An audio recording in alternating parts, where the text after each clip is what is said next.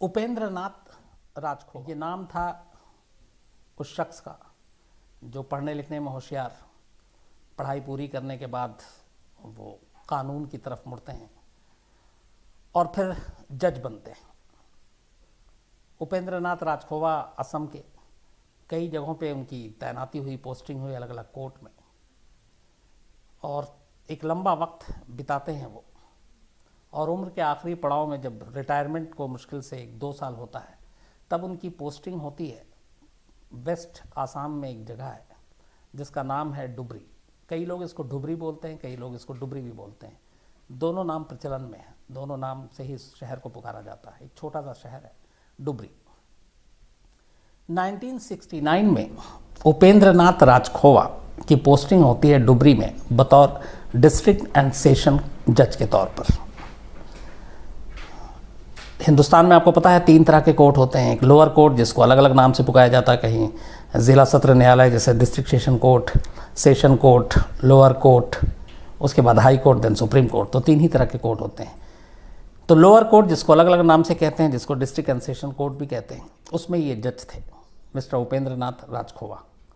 और इस lower court की अहमियत काफ़ी होती है क्योंकि किसी भी केस के ट्रायल की शुरुआत लोअर कोर्ट से होती है। लोअर कोर्ट में ही सारे विटनेसेस, सारे सबूत, सारी बाकी चीज़ें रखी जाती हैं डिटेल में। तो डिस्ट्रिक्ट एंड सेशन जज थे उपेंद्र नाथ राजखोवा। 1969 में पोस्टिंग होती है इनकी डुबरी में। जब वो वहाँ पहुँचते हैं तो जाहिर सी बात है कि चार्ज लेने के लिए तो कुछ दिनों तक ये सर्किट हाउस में रुकते हैं क्योंकि सरकारी जो बंगला था जज का वो इन्हें मिला नहीं था। तो ये अकेले जाते हैं, सर्किट हाउस में ठहरते हैं। उसके बाद सरकारी बंगला के अलॉटमेंट का इंतज़ार करते हैं। सरकारी बंगला अलॉट हो जाता है। उसके बाद ये अपनी बीवी और 3 बेटियां थीं इनकी, ये चारों गुवाहाटी में रह रही थी। गुवाहाटी में भी उपेंद्र नाथ राजखोवा का घर था और उस घर को उन्होंने किराए पे लगा रखा था क्योंकि इनकी पोस्टिंग अलग अलग जगहों पे होती थी। उपेंद्र नाथ राजखोवा जब डुबरी पहुंचते हैं, सर्किट हाउस से अपने जज के बंगले में जाते हैं, तब ये अपने परिवार के लोगों को बुलाते हैं। इनकी वाइफ थी जिनका नाम था पुलुती राजखोवा, बड़ी बेटी निर्मला उर्फ लीनू, उससे जो छोटी बेटी दूसरे नंबर की, उसका नाम था जोनाली उर्फ लूना। बड़ी वाली का लूनी, उससे जो छोटी थी उसका लूना, और सबसे छोटी रूपाली उर्फ रूपलेखा। तीनों बेटियां पढ़ रही थी और गुवाहाटी में थी, कॉलेज में थी। बड़ी बेटी कॉलेज पास कर चुकी थी, बाकी दोनों कॉलेज में थी। तो ये जब वहाँ पहुँचते हैं और उसके बाद अपनी बच्चियों को बुलाते हैं, फैमिली आती है वहाँ पे, और फिर उसके बाद कुछ दिन तक रुकते हैं। इसी दौरान में होता यह है कि वहाँ पे सरस्वती पूजा है, जो आप पूरे ईस्टर्न इंडिया में अगर देखें, चाहे वो असम हो, बंगाल हो, सरस्वती पूजा बड़ी धूमधाम से मनाई जाती है। तो फरवरी का महीना था, 69 में चार्ज लिया, उसके बाद लगभग आखिर में 70 का महीना आ गया, 70 का साल शुरू हो गया। 70 का साल शुरू होने के बाद पूजा की छुट्टी थी, सरस्वती पूजा की। तो अब चूँकि बेटियां पढ़ती थीं गुवाहाटी में, तो माँ भी जो है ज़्यादातर वहाँ पे रहती थी इनकी, मतलब जो पुलुती राजखोवा थी।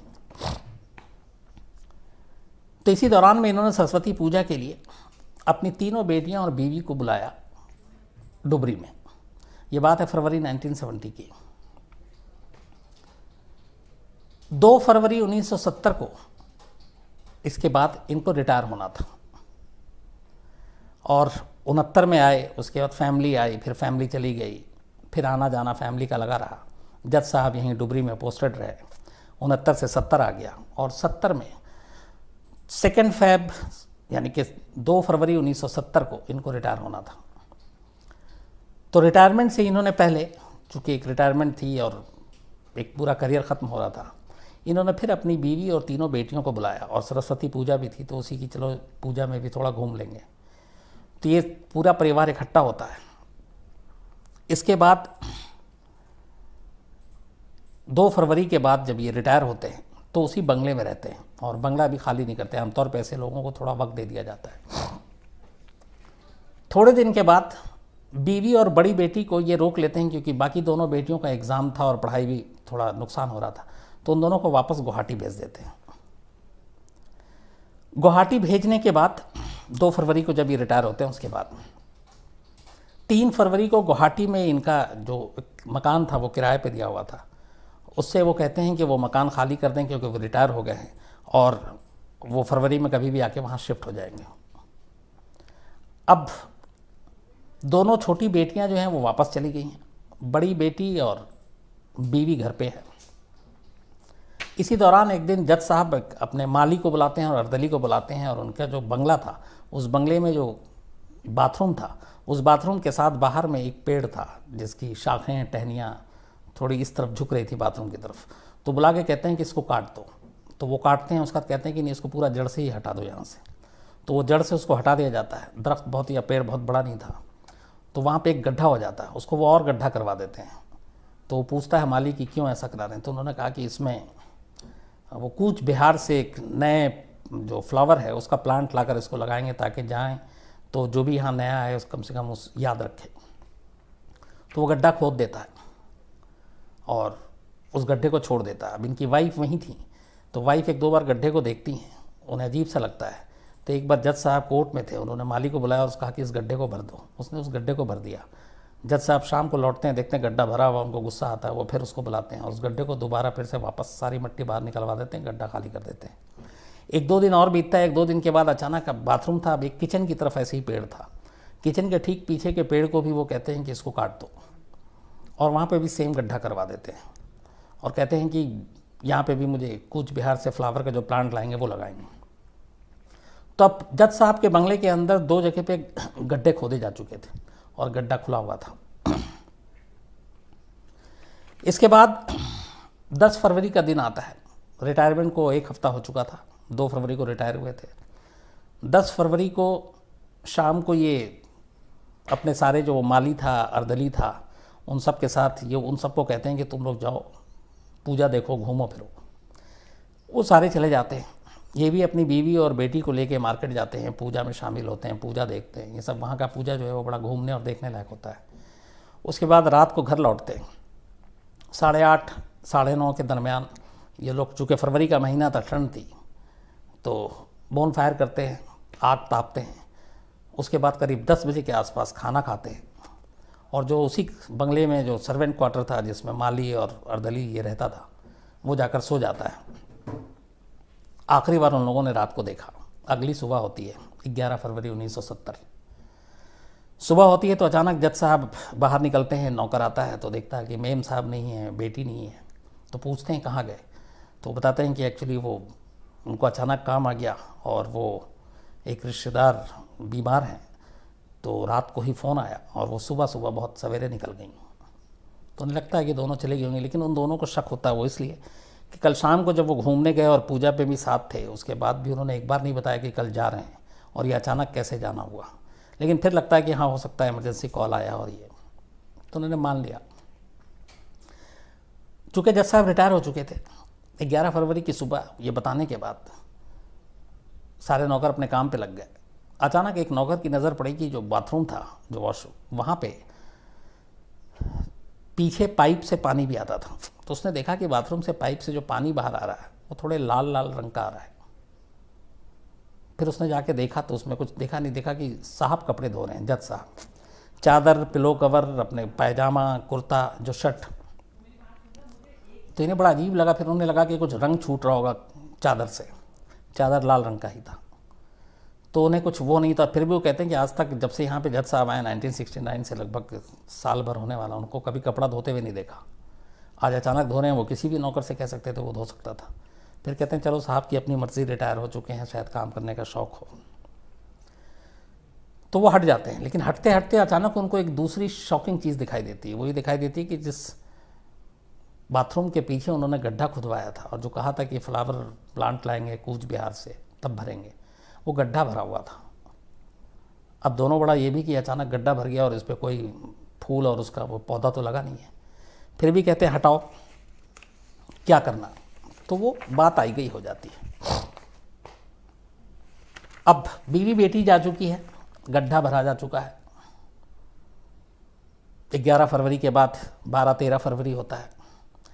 14 फरवरी को जज साहब फिर से गुवाहाटी फ़ोन करते हैं और इस बार वहाँ पे जो उनकी दोनों बेटियाँ थीं वो एक इनके रिश्तेदार के घर पे रहती थीं, पढ़ती थीं, और उनसे कहते हैं कि वो दोनों बेटियों को यहाँ भेज दीजिए उनके पास डुबरी, क्योंकि दिल्ली जाना है।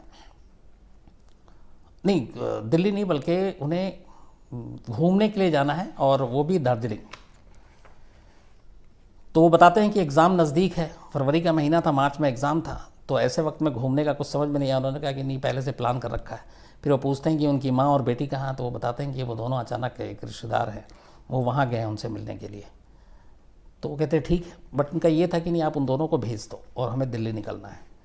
तो समझाता है कि पढ़ाई का नुकसान होगा, लेकिन ये मानते नहीं हैं जज साहब। और आखिरकार 25 फरवरी को दोनों बेटियां बस से गुवाहाटी से डुबरी पहुंचती हैं। बस स्टॉप पे खुद लेने के लिए जाते हैं जज साहब। अभी भी उनको सरकारी गाड़ी और वो मिली हुई थी, क्योंकि अभी रिटायर हुए मुश्किल से 23 दिन हुआ था। तो वो अपने अर्दली और उसके साथ रहते हैं। फिर वो बेटियों को बस स्टॉप से लेकर अपने बंगले पे आते हैं, जज के बंगले पे, और फिर खाना वाना खाते हैं। उनके नौकर और माली ये सब देखते हैं दोनों बेटियों को। बात आई गई हो जाती है। 26 फरवरी की सुबह होती है। 26 फरवरी की सुबह जज साहब उठते हैं। फिर अचानक वो नौकर पूछता है कि मेम साहब कहाँ हैं दोनों बेटियाँ। तो कहते हैं कि अचानक फ़ोन आ गया और वो दोनों कोकराझार गई हैं, एक जगह और वहीं पे उनकी माँ और जो बहन है वो भी पहुंच रही हैं। तो अचानक जाना पड़ा और मुझे भी शायद जाना पड़ेगा। तो उनको लगा कि चलो ये भी हो सकता है, लेकिन अजीब लगा कि अभी 25 को आई और अचानक चली गई, इतनी दूर से आई। बात आई गई हो गई। इसके बाद जो माली था और नौकर था वो बंगले में अपने क्वार्टर की तरफ जा रहा है, तब उसे दूसरा धक्का लगता है। देखता है जो किचन के पीछे पेड़ को उखाड़ा गया था और जहाँ पे गड्ढा करवाया था जज साहब ने, 26 फरवरी की सुबह वो गड्ढा भी भर गया और उसके ऊपर भी कोई फूल का पौधा नहीं लगा हुआ है। तो दो जो गड्ढे थे, एक 11 फरवरी की सुबह भर गया और 10 फरवरी की रात से जज साहब की बेटी और बड़ी बेटी और बीवी गायब, और 25 फरवरी को दूसरा गड्ढा भरता है और दोनों बेटियां बंगले से चली जाती हैं। नौकरों को लगा जज साहब की बात है, इनकी फैमिली क्या कहें, तो वो सोचते रहे। लेकिन इसके बाद भी अगले मार्च पूरा महीना जज साहब उसी बंगले में रहे, अकेले रहे।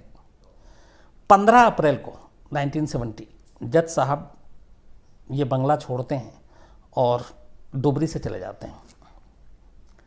इस दौरान में कई लोग उनसे कई चीज़ें पूछते हैं कि आपकी फैमिली अभी तक लौटी नहीं, तो वो बताते हैं कि वो वहाँ से दिल्ली चले गए हैं। ये भी कहते हैं कि अब मैं भी दिल्ली जा रहा हूँ और दिल्ली में ही पूरी फैमिली इकट्ठे है और वहाँ पे थोड़े दिन रहेंगे और फिर लौट कर डुबरी आएंगे। 15 अप्रैल को वो निकल के जाते हैं। उसके बाद इन जज साहब की जगह पे जून 1970 में एक नए डिस्ट्रिक्ट एंड सेशन जज मिस्टर N.K. चौधरी की पोस्टिंग डुबरी में होती है। वो चार्ज लेते हैं और उसके बाद इसी जज के बंगले में वो शिफ्ट हो जाते हैं अपनी फैमिली के साथ। एक जज चले गए, दूसरे जज साहब आ गए। अब इसी बीच में एक जो इनका अर्दली था जज साहब का, मिस्टर राजखोवा का, उसका नाम था जयप्रकाश।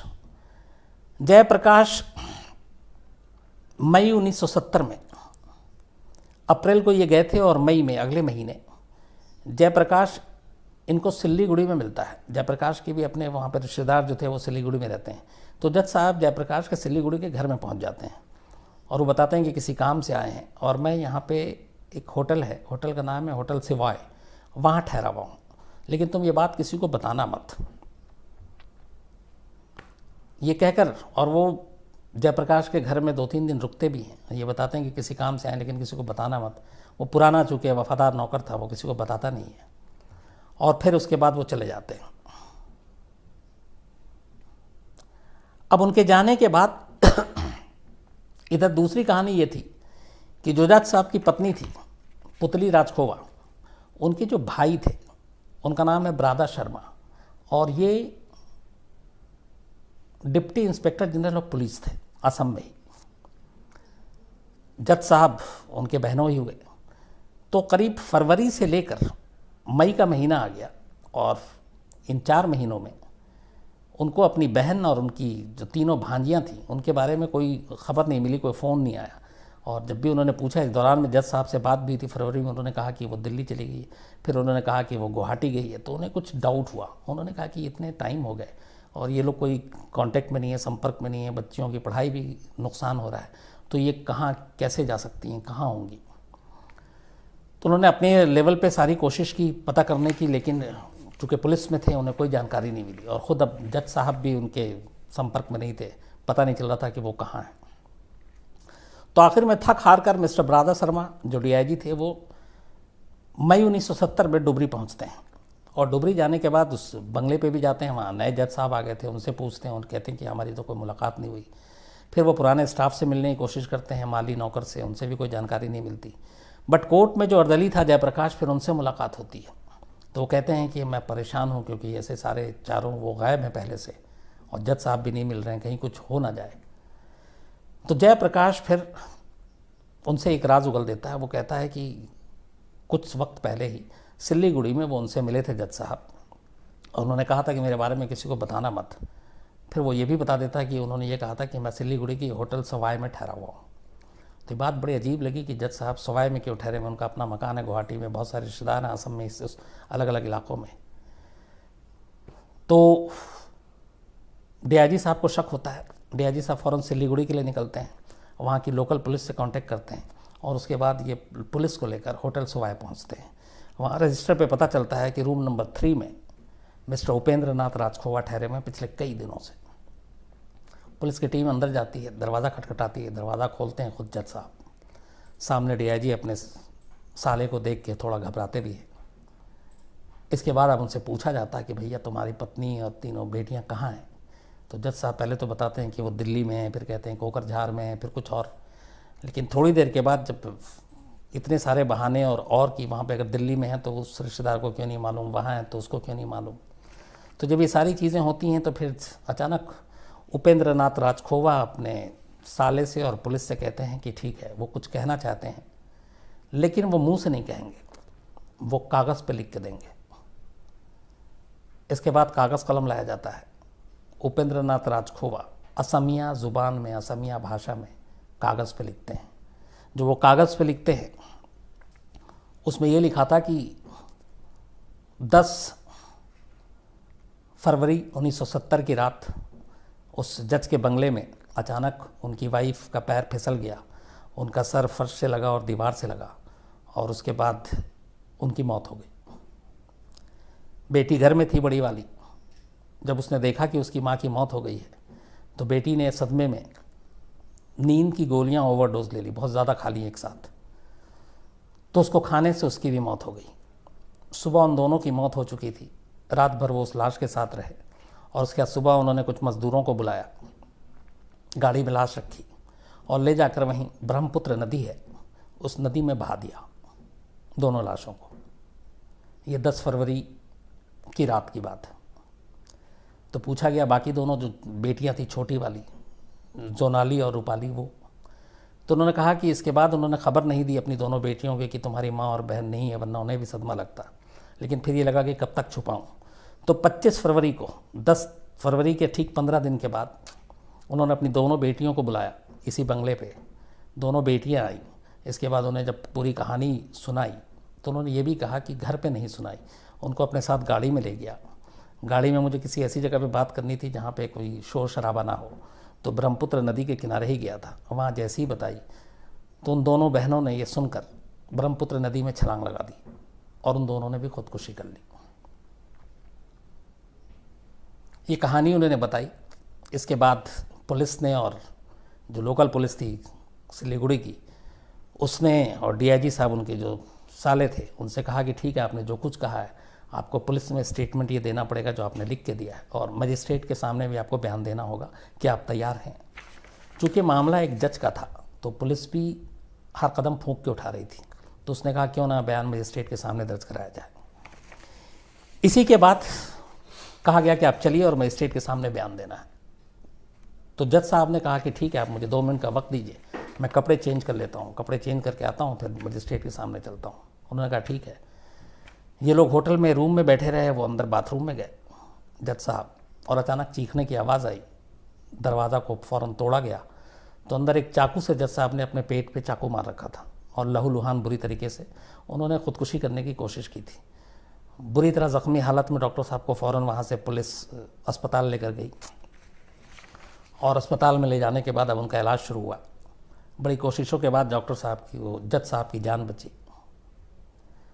और जब ये हो गया तो उसके बाद अब पुलिस वेट कर रही थी कि डॉक्टर साहब ठीक हों तो आगे की पूछताछ हो और 4 जो लोग गायब हैं इनका सच पता चल सके। आखिरकार जुलाई पूरा गुजर गया, उसके बाद 1-1.5 महीना बीता, डॉक्टर साहब खतरे से बाहर आए। पुलिस ने पूछताछ की।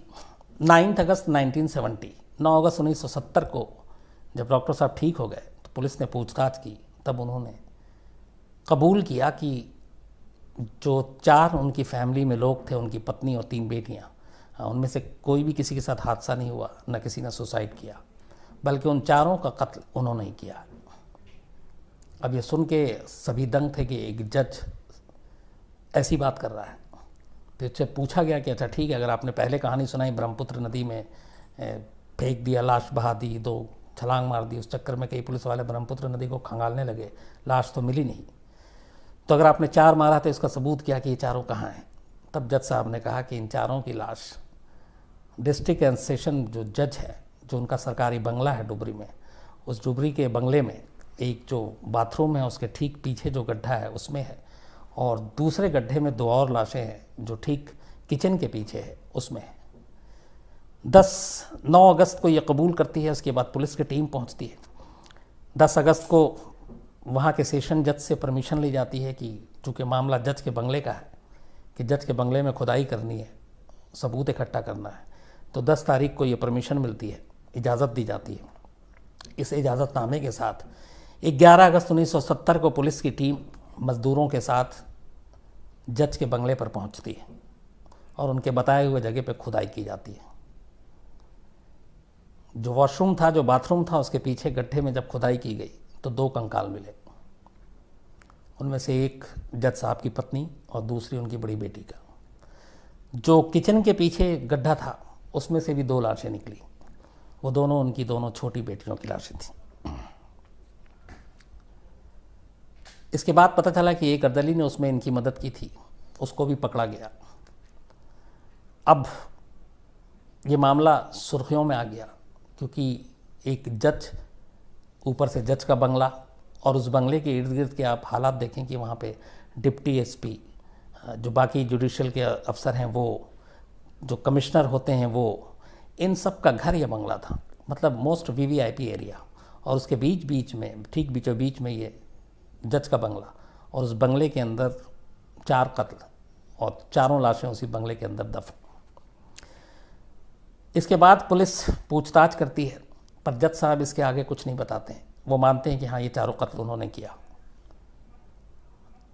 अब इस केस की पैरवी के लिए, इस केस की सुनवाई के लिए, चूँकि मामला एक जज का था, एक स्पेशल जज को अपॉइंट किया जाता है जो इस केस का ट्रायल करेगा। पुलिस अपनी जांच पूरी करती है, चार्जशीट दाखिल करती है, और 13 नवंबर 1972 को ट्रायल शुरू होना था। चार्जशीट दाखिल होने के बाद स्पेशल जज ने टाइम दिया 13 नवंबर 1972 को कि इस दिन से मुकदमे की कार्रवाई शुरू होगी।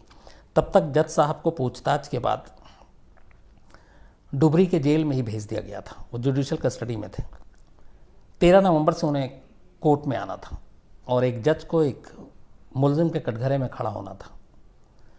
लेकिन 13 नवंबर को ये सुनवाई शुरू होती, उससे पहले 12 नवंबर की रात को ही जज साहब ने डुबरी जेल के अंदर एक बार फिर अपनी जान लेने की कोशिश की, खुदकुशी करने की कोशिश की। फिर उन्होंने अपने आप को ज़ख्मी कर लिया, उन्हें हॉस्पिटल ले जाया गया, और इस वजह से 13 नवंबर 1972 से जो सुनवाई शुरू होनी थी वो फिर टल गया। ये दूसरी कोशिश थी जान लेने की खुद की। इसके बाद फिर कुछ दिन के बाद ठीक होते हैं। अब पुलिस के सामने ये था कि कहानी सारी थी। जज साहब का इकबालिया बयान था, जो एक अर्दली था वो शामिल था, वो भी उसने गवाही दे दी थी। लेकिन पुलिस को ये समझ में नहीं आ रहा था कि जज साहब ने अपनी ही बीवी और 3 बेटियों का कत्ल क्यों किया, और वो भी जिनके साथ 60 साल की उम्र उनकी हो चुकी थी, शादी को करीब 30 साल से ज़्यादा हो गया था, बेटियां सब 18 साल से ऊपर की थीं, कोई 24 की, कोई 22 की।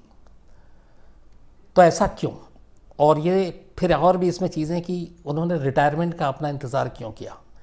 2 फरवरी को रिटायर होते हैं, 10 फरवरी को पहली किस्त में वो अपनी बीवी और बड़ी बेटी को मारते हैं, 15 दिन और इंतज़ार करते हैं, उसका दूसरी किस्त में 25 फरवरी को अपनी दोनों छोटी बेटियों को मारते हैं। उसके बाद वो गायब हो जाते हैं, फिर कुछ और बयान देते हैं, फिर खुद भी ये कहते हैं कि हाँ मैंने ही कत्ल किया है। लेकिन क्यों? पुलिस इस सवाल का जवाब जानना चाह रही थी और जज साहब इस पर मुँह खोलने को तैयार नहीं थे। और इस केस की सबसे बड़ी जो अड़चन आ रही थी वो ये कि इस पूरे केस में कोई आई विटनेस नहीं था जिसने कत्ल होते हुए देखा, जिसने लाश को ठिकाने लगाते हुए देखा।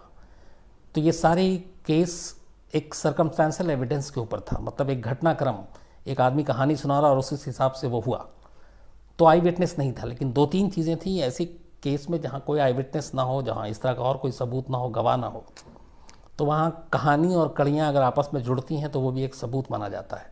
तो यहाँ जो सबसे बड़ा सबूत था वो ये था कि सिल्लीगुड़ी में बैठकर जज साहब को जब पकड़ा गया तो उन्होंने कुछ और कहानी सुनाई, लेकिन जब पुलिस के सामने इकबालिया बयान दिया तो उन्होंने कहा कि उन्होंने 4 लाशें जज के बंगले में ही इन जगहों पे गाड़ रखी हैं और पुलिस को वहीं से वो लाशें मिली। तो जाहिर सी बात उस लाश के बारे में जानकारी सिर्फ उसी शख्स को थी जो वहाँ पे गाड़ सकता है, तो ये उनके खिलाफ था।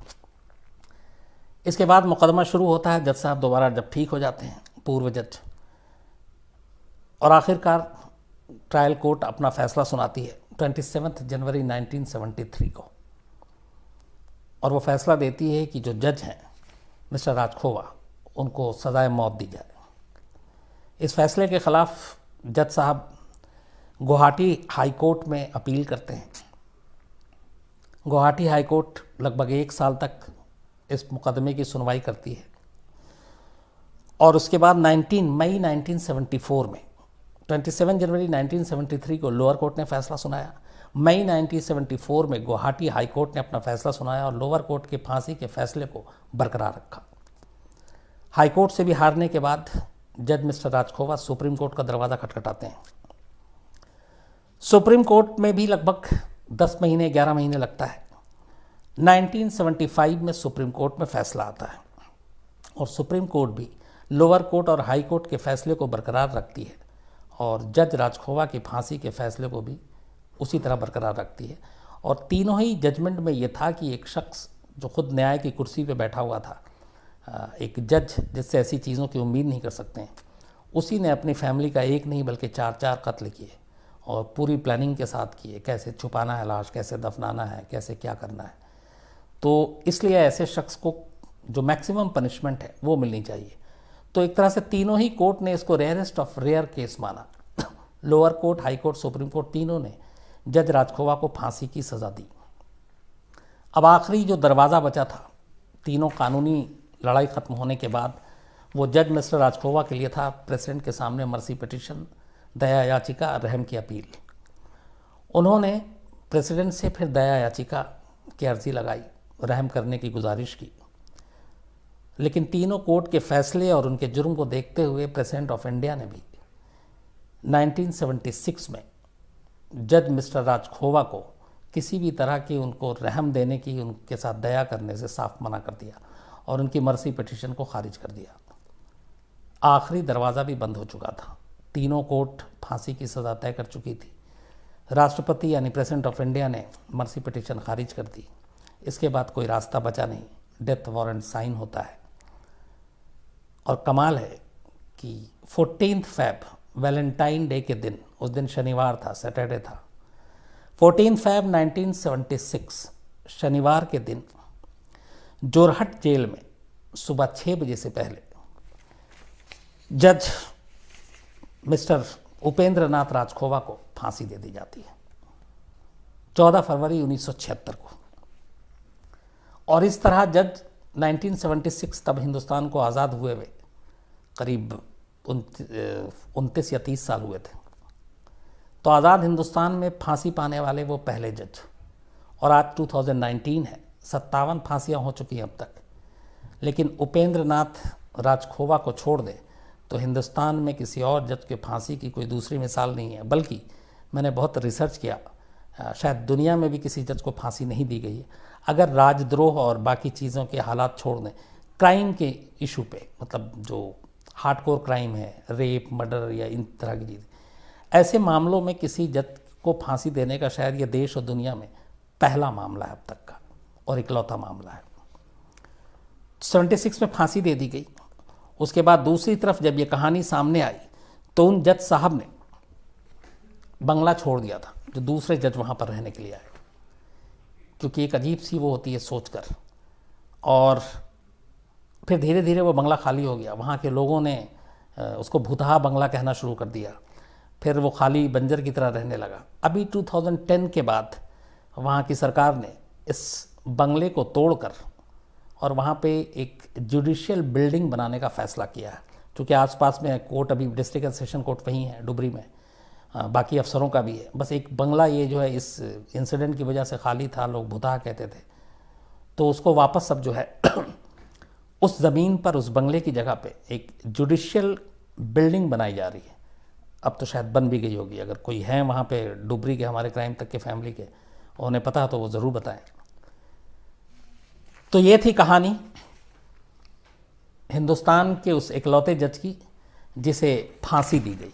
लेकिन अब सबसे बड़ी चीज़ जो मैंने शुरू में आपसे कहा था कि राज पूरी कहानी सुना दी। जज साहब ने अपनी बीवी और 3 बेटियों को मारा क्यों? लगभग 60 साल की उम्र हो गई जब वो रिटायर हुए। बीवी के साथ 30-35 साल गुजार दिए, तीनों बेटियां जवान हो गईं। तो ऐसी क्या चीज़ थी जो जज साहब ने अपनी बीवी और बेटी को मारा?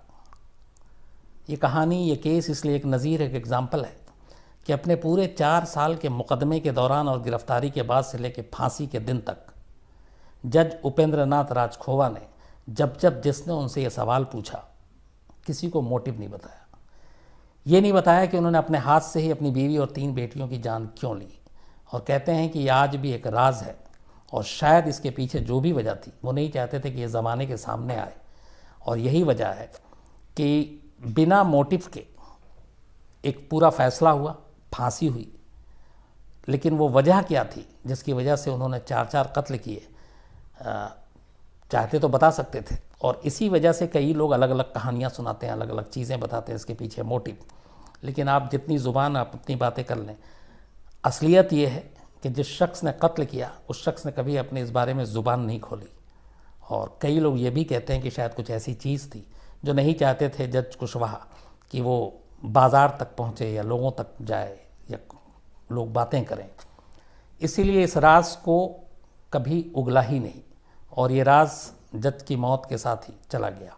इसके बाद अलग अलग तरह की बातें होती रही हैं, लेकिन एग्जैक्ट क्या था, क्योंकि ये 4 लोग बता सकते थे, 5 लोग, जज और उनके जो चारों बीवी और 3 बेटियां, लेकिन इन 5 में से कोई दुनिया में नहीं है। तो ये एक ऐसा केस है जिसमें फांसी भी हो गई, सज़ा भी हो गई। लेकिन ये जुर्म, जिस जुर्म के लिए सज़ा मिली, वो जुर्म क्यों किया गया? क्योंकि क्राइम में मोटिव का बहुत बड़ा इंपॉर्टेंट रोल रहता है। मकसद क्या था जुर्म करने का? तो यहाँ मकसद हमेशा एक राज रहा। आज 26 और 20 करीब 46-47 साल बीत गए, आज भी ये राज है कि हिंदुस्तान के पहले जज, इकलौते जज जिसको फांसी पे लटकाया गया, उसने ये कत्ल किया। ये थी पूरी कहानी।